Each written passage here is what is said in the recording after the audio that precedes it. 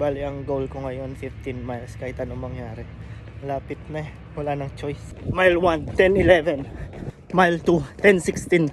Mile 3, 10:17. Mile 4, 10:13. Mile 5, 10:26. Mile 6, 10:22.